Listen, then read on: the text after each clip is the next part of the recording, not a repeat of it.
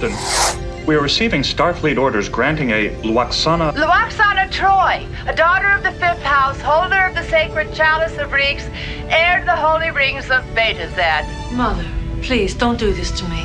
Do what to you, little one? Oh, Jean-Luc, what naughty thoughts. But how wonderful you still think of me like that. Lwaxana is a total free spirit. Nothing will stop her.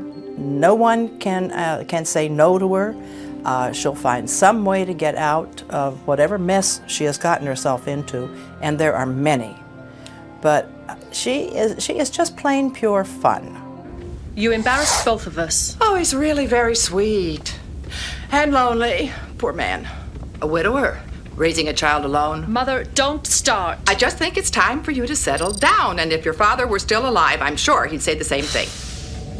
I don't think I've ever thought about them as having anything more than this beautiful relationship of two people who honestly like each other. And I think at times she has to look at Lwaxana and say, why me? Why did it happen to me? Because Lwaxana was a pain in the butt. Mother, what are you doing here? You can't just stroll onto the bridge whenever you feel like it. I didn't just stroll on, dear. I took that turbo tube, or whatever you call it. When Lwaxana would come right out and say what she was thinking, which she always did do, 9 times out of 10 it was going to be embarrassing to Diana. If you say, okay, I've put up with this for 30 years, I guess I can still keep on doing it. She's a nice person, and she tries to help people. And I think they were in the position of making, or at least she was making excuses for her mother more than most average relationships. Mother, don't you think it would be a good idea if you actually met the man you're going to marry before committing to spend the rest of your life with him?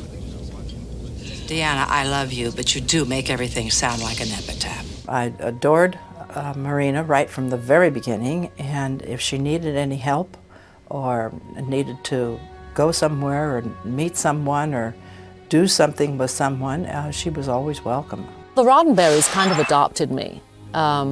I suppose because I was an alien, in this country, and I hadn't really, didn't have family at the holidays and all that stuff. So they took me under their wing. So it was like I was really acting with a relative when it came to working with her. Anyone who was around by themselves was always invited to Thanksgiving. But I mean Marina particularly, she was my daughter.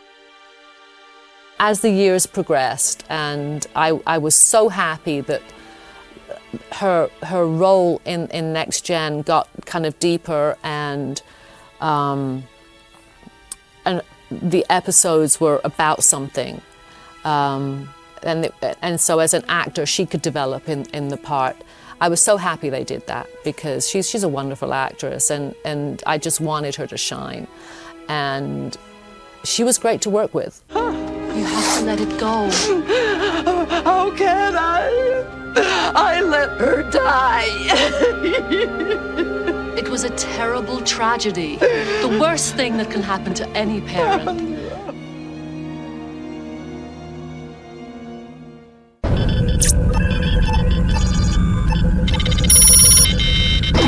I wanted to tell you how much I wish we had met years ago. What difference do a few years make? Unfortunately, a great deal. You see, Lwaxana, I'm on my way home now to die. David and I met, and we actually, now this is something that actors do not do. On the following Saturday, David and I met up at my house, and we rehearsed. And believe me, professional actors do not do that on their own time, on their own. And found out that we liked each other, and that we could make something more out of this than was actually there, and really bring feeling and life into something that was really going to kind of run around the corner and lie there and die. And it would be a way to use up that script. Do you believe that I love you? I do, you know. But finally, if that is my only reason to stay alive. It's not enough. Almost. Almost, but not quite. I can't be that selfish, Lwaxana. That turned out to be really one of the finest shows I think we did. And of course, it's one of my favorites. So to be able to push that character into that kind of a corner and have her come out still smelling like a rose was a rather unique and rather clever way to put that thing on the air. I hate what you're going to do. And I hate you for doing it. It is the way of my world. I wish you could accept that. I never will. Never.